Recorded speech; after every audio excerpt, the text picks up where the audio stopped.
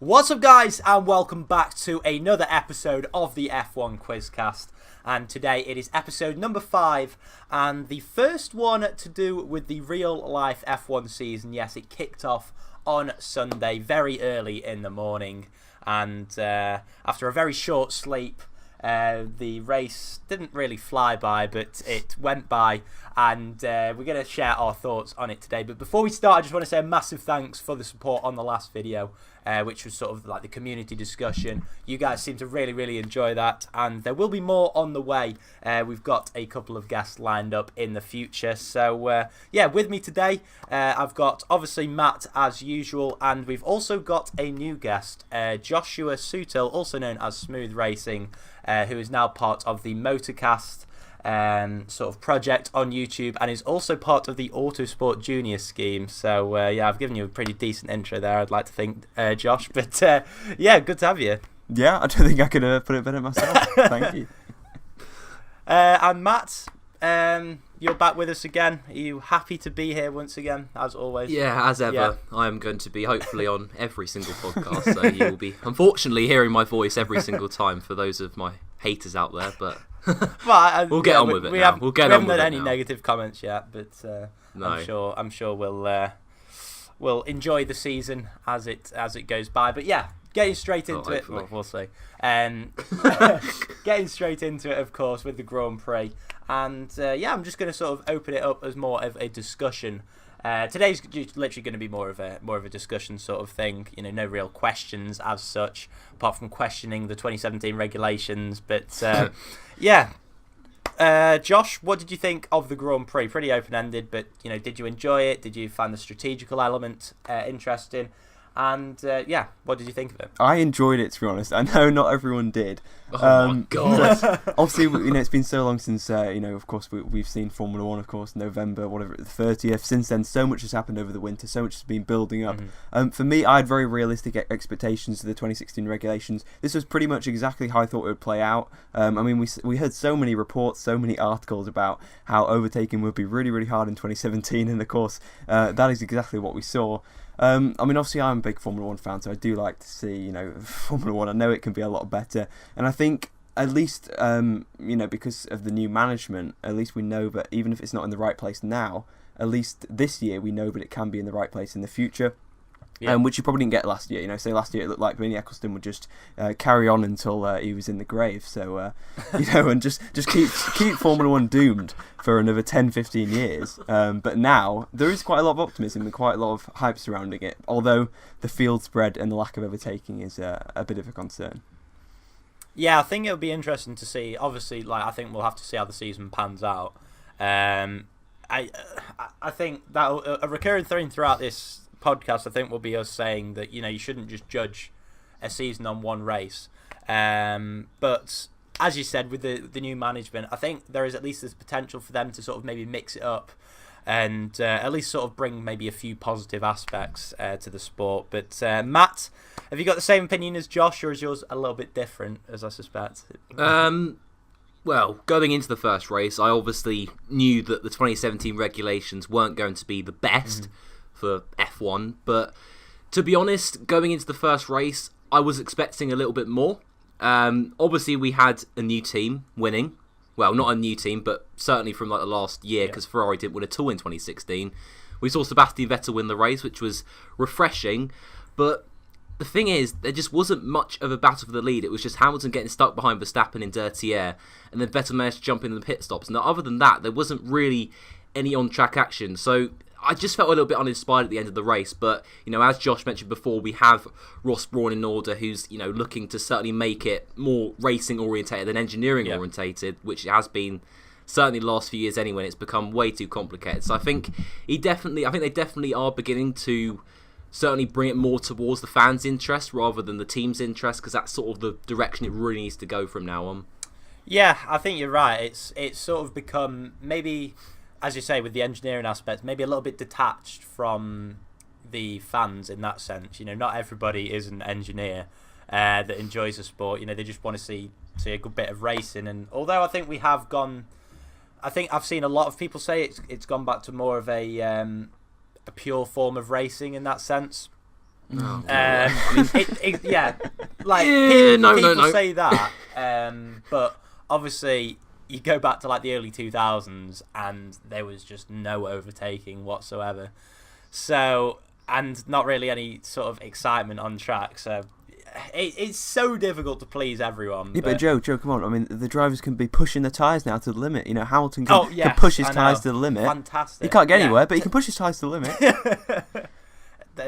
What more can you say about that? It'd be interesting to hear your guys' thoughts down below as well. You know, what you think of the 2017 cars in that sense.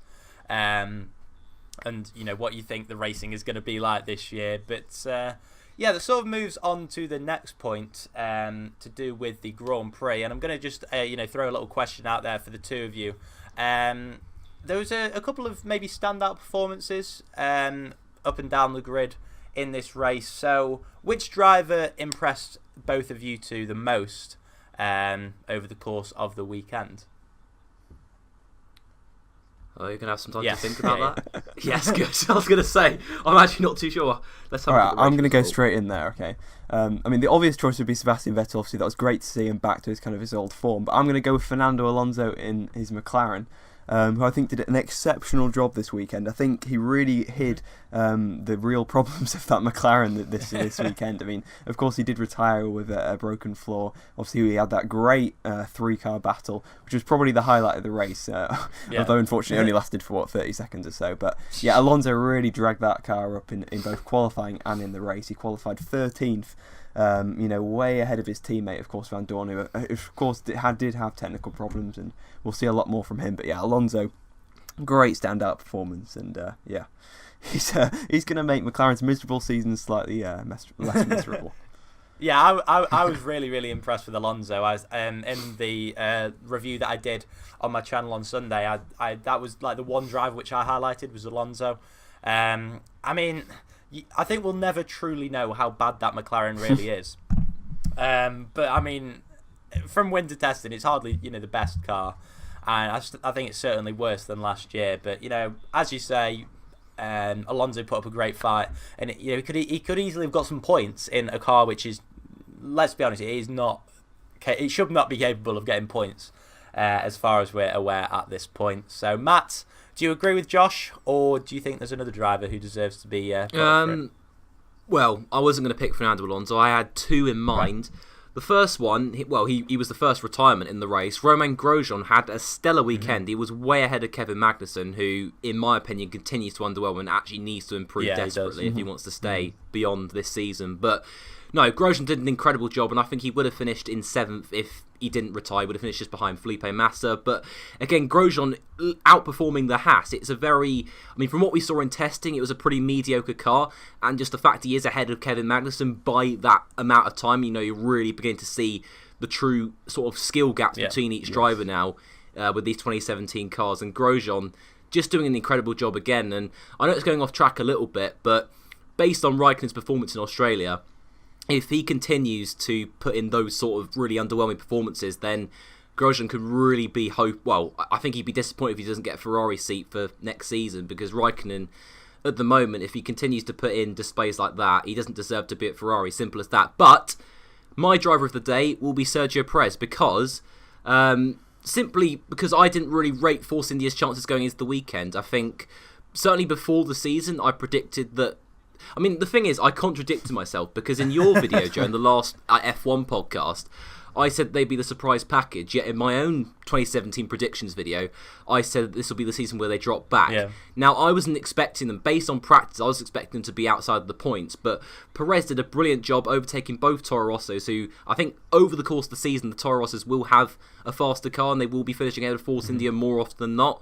But Perez, again, he usually has quite a slow start to the season, but this year seems to be an anomaly, and I think it's very, very encouraging for Perez, certainly to get points on the board this early on in the season. Yeah, 100%. I mean, Force India, I think, although you say that you contradicted yourself, I think Force India sort of do fall into that category of everyone thinks they're going to do, fall back every year, but then they continue to surprise you, and you almost expect them to surprise you in a way. They just somehow manage to keep producing a car that can, continually keep up with the likes of Williams, Toro Rosso, McLaren, Renault. All of these teams have like massive budgets compared to Force India, and yeah, Perez did a fantastic job. Also, your point on Grosjean, I think, was really good point. You know, the fact that gap between himself and Magnussen, and you know, Magnussen really does have to pull his socks up throughout the course of the season if I mean, let's not forget he was being outpaced by Jolyon Palmer towards the end of last year. And then we'll get onto Palmer a bit later, but yeah. Yeah, the gap between Palmer and Hulkenberg was just a joke, but it really was. But I think that I obviously agree with them all because they all did a good job. But I'm gonna go with Josh's answer on that one because I was the one that highlighted, you know, before Alonso's performance. So I'll go with Josh on that one. I felt Alonso was my, you know, driver of the day. But yeah, shout outs to the rest of them. And on to the next point, which is on the 2017 cars. So we've sort of touched on it already. Yeah, Matt, do you like the 2017 cars, and what would you want to see? You know, what do you think went wrong with the design of them? Well, the issue is that they have much more downforce now, and with that more downforce, you know, more dirty air's created. But let's not overreact yet, because Melbourne is a track where, you know, that high downforce is really prominent, and it is incredibly difficult to follow closely. It's a street track. It's only so fast they can go. And generally, even in previous seasons, we haven't seen much in the way of overtaking around Australia. Now, we're coming up to China and Bahrain. And the thing with these 2017 cars that people have been speaking about, which is perhaps a positive, is that they have really low drag on them, which means that the slipstream effect could be even greater than last year. So the back straight in China and Sector 1 in China, and also Bahrain as well, we could see some really good racing there. And I'm hopeful. I'm going to stay positive for now, but China and Bahrain, if it really doesn't produce exciting on-track action, you know, at least at points in the Grand Prix, then I think we need to be concerned. But the main thing that needs to be done, I think more than anything, is just to allow more on-track action.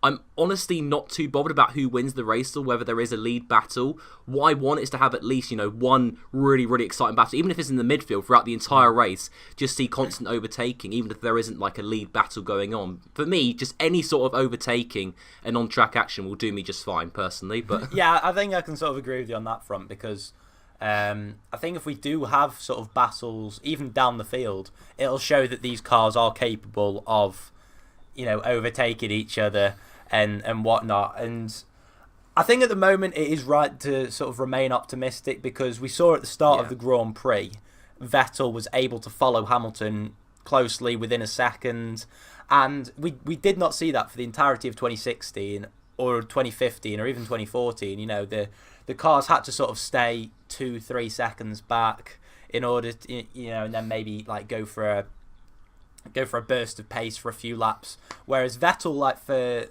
pretty much the first 10-15 laps, was, you know, he was within 1.5 seconds of Hamilton. So yeah, it'll be interesting to see whether that's the case around the next two tracks. And Josh, do you think we'll be able to gauge sort of the performance of these 2017 cars and the I guess the entertainment of these 2017 cars by the time we finish the flyaway races? Yeah, I definitely say the entertainment. I think the performance and pecking order will take a while to shake out. But obviously, I mean, Matt obviously had Sergio Perez as his driver of the day for Australia, and he pulled off 2 fantastic overtakes on both of the Toro Rossos. I never saw those. I never saw those. Really, kind of last gasp at that point. Last gasp, kind of you know, really good moves. So in that respect, it shows, you know, some really good overtakes. So although the quantity certainly is not there, we do get the quality in a certain respect, but we still need a bit of that quantity. I mean, there was 7 overtakes, I think I saw, like an unofficial stat. After lap 1, yeah. That's ludicrous, you know. And of course it's Australia, but whichever way you look at it, you can't dress it up, you know. it's 7 overtakes at the end of the day. So I mean, hopefully it'll improve, but you know, these regulations were doomed from the start, because when they, you know, the guys who were coming up with these new regulations, when Bernie Ecclestone said, you know, let's make these cars harder to drive, and there are a number of kind of requirements for them to make these rules for. And, you know, among them was just nothing about, you know, making it easy to overtake, making it easier to follow other cars. So they were kind of doomed from the very philosophy of these cars. It was about making them faster. not about making them better to race from wheel to wheel with. So I mean, and do they even achieve that, making them faster? I mean, of course they are faster, but they're not 5 seconds faster, no, like they originally thought. But I'm guessing that is going to improve as, like you said, once we get to the end of the flyaway season. Yeah. Yes, I think again, very good point that you make on the fact that maybe the actual pecking order will probably take, it usually takes 6, 7, maybe 8 rounds to gauge where each team is, but yeah, with regards to the entertainment factor, I'm just praying that we do see some sort of change in the next couple of races. So yeah, that leads me nicely on to the next question. Obviously, none of us are technical experts here, so we won't go too in depth on that. But if you were maybe to do one thing to try and improve the racing, or would have changed the 2017 regulations in any way at all, what would you guys have done to help improve the racing and the entertainment factor of F1? Well, I mean, like you said, we're not technical experts apart from you, Joe, obviously. Oh, of course, yeah. So you'll have a pretty good idea, I think. So I'm expecting a good answer from you. Yes. In terms of the cars, I kind of agree with what Martin Brundle said. I'm not going to claim this is my own idea, but he basically said about changing the front wings, because I think that's where a lot of the problems come from. So I'd say either limit kind of development of the wings and simplify them, or just completely standardize them, and give everyone the same front wing, basically, kind of GP2 style, or at least increase the because they're quite low now. And I think if you increase the height of them back to kind of 2012, 2013, that apparently works. But yeah, I mean, like you said, that we're not technical experts, but in my opinion, I think the front wings are probably the biggest problem at the moment. Yeah, it's difficult on that one, because obviously if you compare like a 2010 front wing to the front wings that we have nowadays, there's so much difference. Obviously you've got a lot of the flaps and the slats that are now in the wings, and they're so complicated. Even like I think it was Caterham back in like 2014, they had such a complicated wing, and that was a team with like next to no budget. So yeah, the technicalities of the wings are becoming incredible, and I think to standardise the wing, as much as I'd like to see that, and in a sense of racing, I think it's probably a bridge too far, because obviously there's so much that can be gained from the aerodynamics of the front wing. But yeah, I think something has got to be done in that sense, because as you say, the regulations were doomed from the start when they gave teams such a free leash in that sense. Matt, do you have anything else that you would do to improve the racing? To be honest, no. I just agree with what Josh says, because it is all about the front wings. That's the only thing that's stopping us from having potentially good racing. I mean, you have other weird ideas like allowing DRS use all around the track, but that just wouldn't work at all. I think they have spoken about increasing the DRS zones, I think around China and Bahrain, by about a good 50 metres or so. That'd be interesting. Which hopefully may increase the chances of overtaking, but we'll have to wait and see. Yeah, I think... But no, I honestly don't have anything. Yeah. No, I think it would be... with regards to the DRS, like, obviously we don't know at the moment sort of how powerful it's going to be with these new cars. So I think Ross Brawn has spoken a lot about having these non-championship races where they can sort of test things out. Yeah. I think this would, like, in the future when they're doing a change in regulations, that would be something which would be really, really beneficial. Because say we go to China next time out, they extend the DRS zone, and it's found that the DRS is already like more overpowered in this year's cars. Because they have no idea at the moment. So that could be really where that sort of thing comes in. But if they do increase it and it does better the racing, then fantastic. But I guess we'll have to wait and see on that one. And the fact that around a lot of circuits you don't have long straights, it could be interesting as the season goes on to see how that one develops. But I guess that sort of takes us on to the next topic.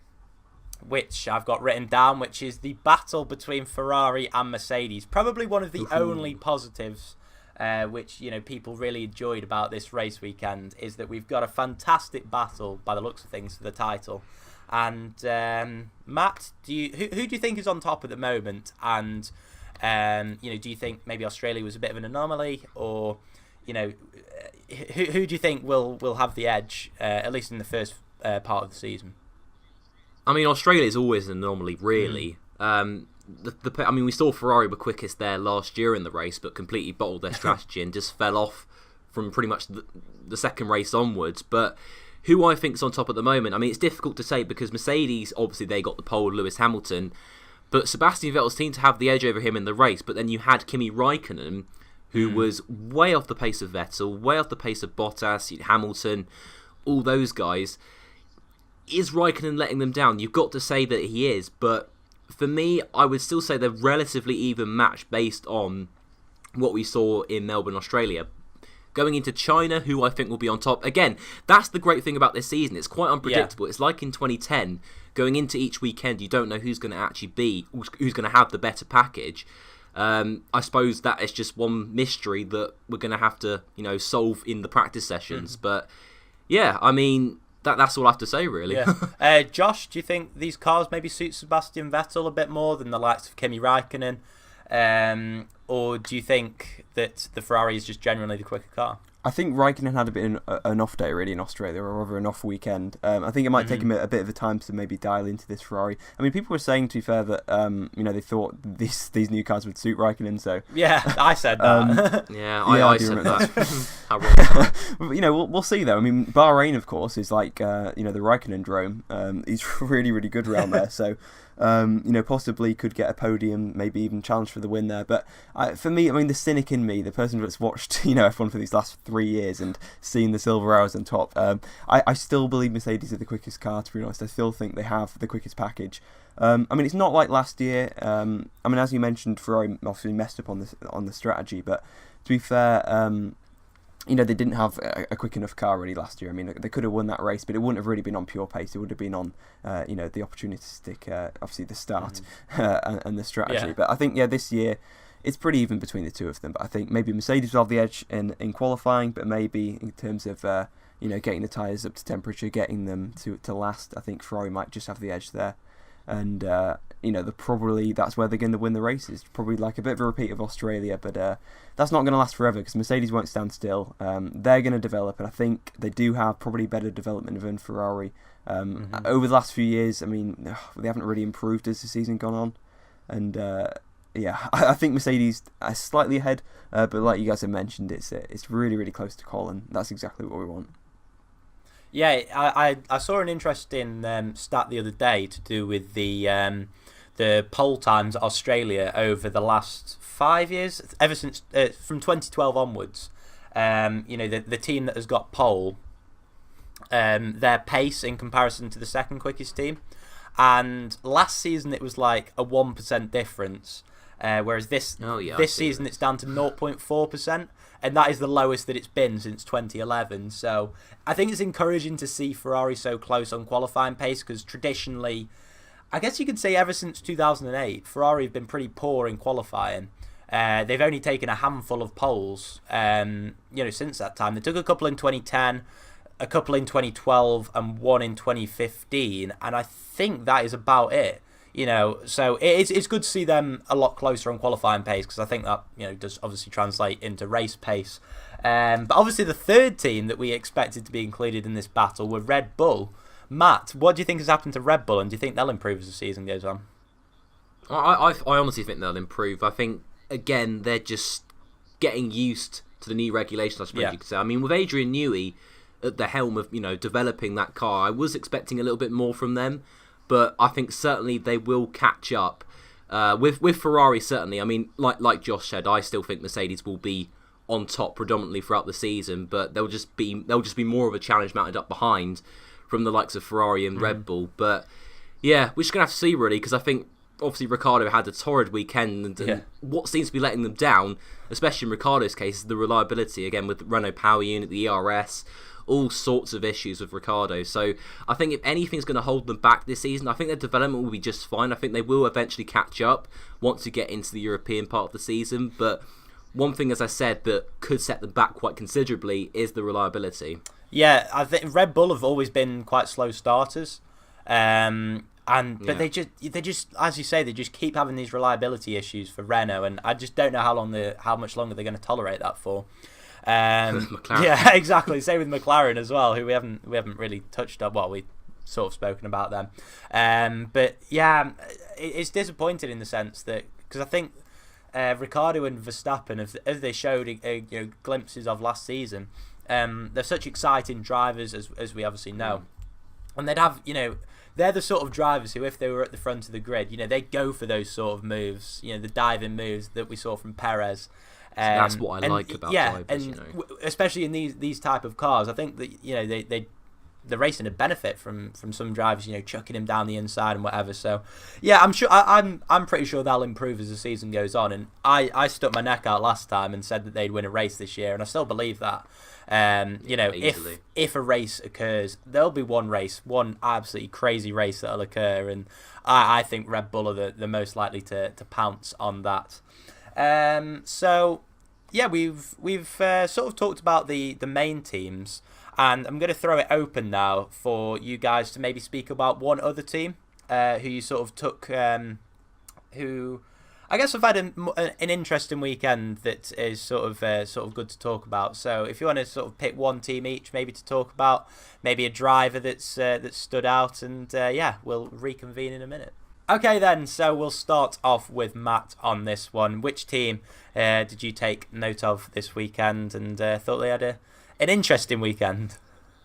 Sauber, first of all, okay, because going into the weekend, the pace that they showed in testing was really depressingly slow, and it just seemed that they were going to be the backmarker team for the entire season. But actually, from practice, they were ahead of the likes of McLaren, Honda, obviously due to the engine and reliability issues, but also ahead of Jolyon Palmer as well. Now, we're going to get onto Palmer in a second, so I'm not going to slag him off too much now. I'm going to save that for a bit later.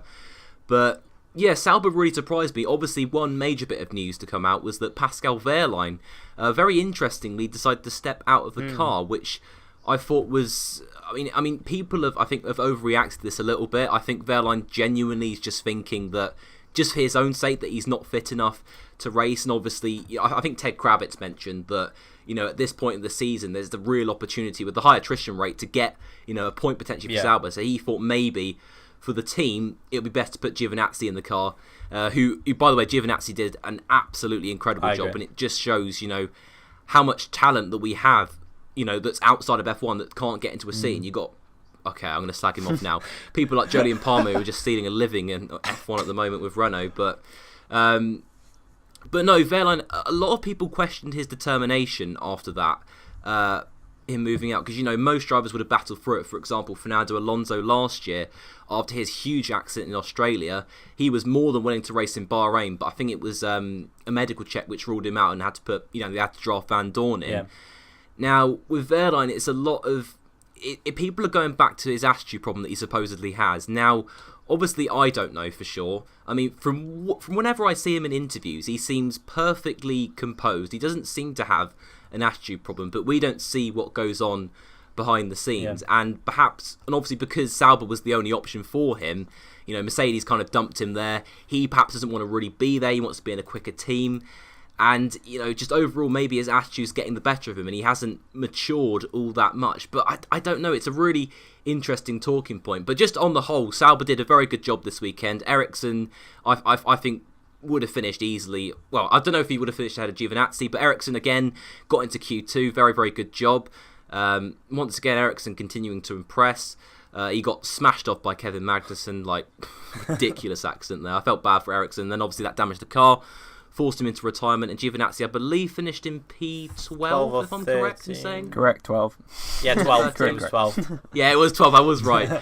But no, Sauber, I just thought it was an interesting weekend, just in terms of the fact that they weren't as bad as everyone thought, and Giovinazzi did a stellar job, and Wehrlein perhaps questioning his determination and future in the sport, maybe.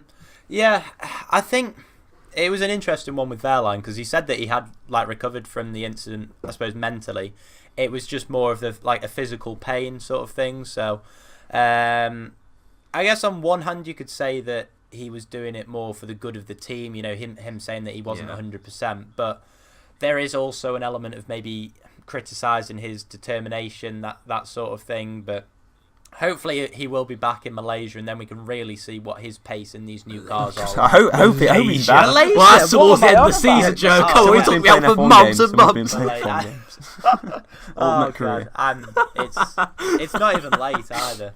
It's 8:30 p.m. Anyway, next time in China, we'll hopefully see him back. No, Giovinazzi was actually one driver who I would have nominated for driver of the day. I didn't actually mention him in my last video. Oh shoot! Yes, I could have done that. I feel like I probably should have done, because he just did a great job. He was unlucky not to get into Q2. He was on a good lap there, and if he hadn't have locked up at the penultimate corner, I think he would have definitely got into Q2. But yeah, it is good to see not a single team is straggling at the back of the grid. Everybody, every single team is in with a shout of getting into Q2, which is pretty good. So Josh, I know you've got a couple of teams lined up to talk about, so just take it away. Yeah, I'll start off with Toro Rosso. I don't think we've mentioned them too much yet. Qualified 8th for 9th and finished 8th for 9th. Decent day for them. And it's solid from Toro Rosso. This is really what we wanted to see, because usually the trend with Toro Rosso is that they can qualify well, they can show good pace, but then in the race they either retire with reliability issues or it just goes away from them. But yeah, a solid start to the season for Toro Rosso, and just maybe that target of 5th in the Constructors could actually be finally achievable for them. Mm-hmm. So fourth this season. He's calling it podium. What? Yeah, podium science. Yeah. Yeah, I said that. I did predict that. Yeah. You're not the only one. A lot of people have, because obviously we know how talented Science is, and we know that he could possibly pounce on an opportunity if it arises. But yeah, Renault as well, of course, who supply Toro Rosso. There seems to be problems really with their power unit. I think that's possibly where the problems lie for Red Bull as well. So of course, affecting 3 teams on the grid, and all 3 of them really had a fairly disappointing weekend. I mean, Renault were really good in practice, which was quite surprising, and then kind of nowhere in qualifying or in the race. I mean, Hulkenberg came close to points, did have a few issues early on in the race, but I think he'd be overall kind of disappointed with this weekend not to come away with some points. But certainly a lot of promise, and Hulkenberg said today that he believes Renault will have the 4th fastest car by the end of the season. So I think that's a good target for Renault. I think they could do that, to be honest, because they've gone back to, I think, their 2016 energy recovery system, part of their power units. I think there's a lot more to come from them, and of course from Red Bull. So keep an eye on that one. Hopefully by the end of flyaway races they'll have a proper 2017 spec one that actually works this time and doesn't blow up. Which like it did in testing. That's why they took it off the car. So yeah, I think they're kind of running a bit conservative at the moment, but expect them to unleash that new kind of 2017 spec one maybe in Spain, and we'll see all 3 of the Renault power teams make a bit of a leap. Talking of leaps, let's talk about falls. Jolene Palmer, Matt. Yeah. Yeah, I mean, I just can't believe how he stood in F1. To be honest, it kind of just shows how poor Magnussen is as well, that the fact that he was actually out-qualified by Palmer during last season. I was beginning to think, maybe Palmer's not that bad of a driver, he's out-qualifying Magnussen, but it just shows that both of them are pretty bad, to be honest. Yeah. But Palmer, 3.3 seconds off Hulkenberg in qualifying.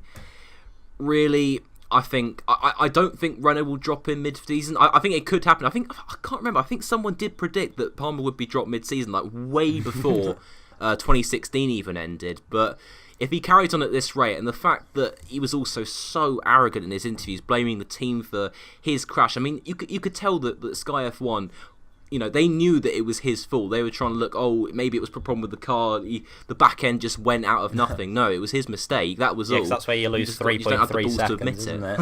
You lose 3.3 seconds on your back end going out. Has anyone been blocked by him on Twitter yet? No. Well, nope. I'm sure. No. If anyone gets hold of this at Renault, then we'll probably be blocked sooner rather than later. But now Palmer, it's disappointing that there's. That he's in the He's on- seat. he's Yeah. Yeah, Basically, he's in what the we're trying to seat. say is, it's a Um, shame that he's in the seat, especially on a weekend that Giovinazzi was doing so well. We talked about that. Exactly. Yeah, Yeah, Pierre, yeah. Pierre Pierre Gasly Gasly, should yeah, be in there, exactly. really. There's so many good drivers. Or Felipe Yes. Nasr. I miss that guy. There's a lot of drivers who is at least associated with, the Renault team or Renault power units, at least like Red Bull.